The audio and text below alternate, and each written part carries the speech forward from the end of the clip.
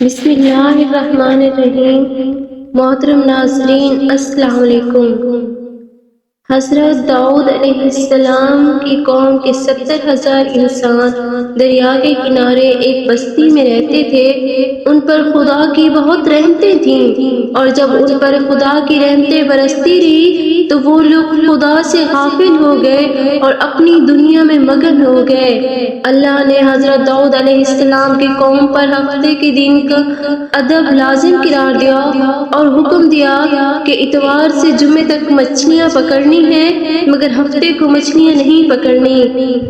حضرت داؤد علیہ السلام کی قوم نے اتوار سے جمعے تک مچھلیاں پکڑنی شروع کر دی، مگر ہفتے کو مچھلیاں دریا میں زیادہ ہوتی اور باقی کے 6 دن کم ہوتی۔ ہفتے کے دن جب بھی حضرت داؤد علیہ السلام کی قوم دریا کے پاس آتی تو اتنی زیادہ مچھلیاں دیکھ کر ان کا دل بے ایمان ہو جاتا۔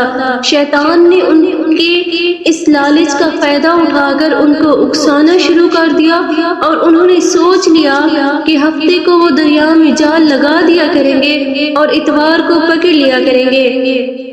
اس طرح کچھ لوگوں نے جال لگا لیے اور کچھ لوگوں نے چھوٹے چھوٹے حوض گھر تک بنا لیے اور اس حوض کا دریا تک راستہ بنا دیا، اور ہفتے کو مچھلیاں جب ان حوض اور جال میں آ جاتی تو وہ پکا کر کھا لیتے۔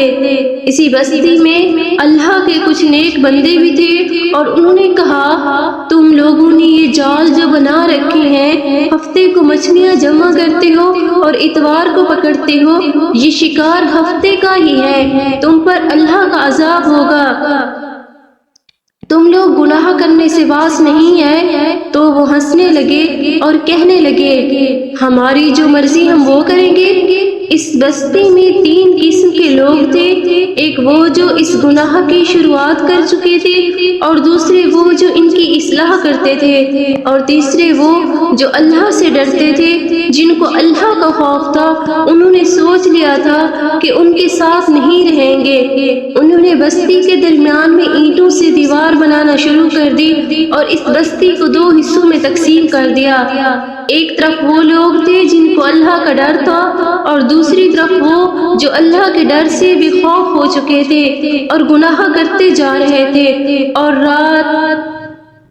رات اللہ نے ان پر عذاب نازل کر دیا اور وہ بندر بن گئے۔ صبح جب اللہ کے نیک بندے سو کے اٹھے اور ان کو دیوار کے پار سے کوئی آواز بلند ہوتی ہوئی نظر نہ آئی تو انہوں نے دیواروں پر چڑھ کے دیکھا تو سب کے سب بندر بن گئے تھے۔ وہ خوف سے چلانے لگے اور خدا سے معافی مانگنے لگے۔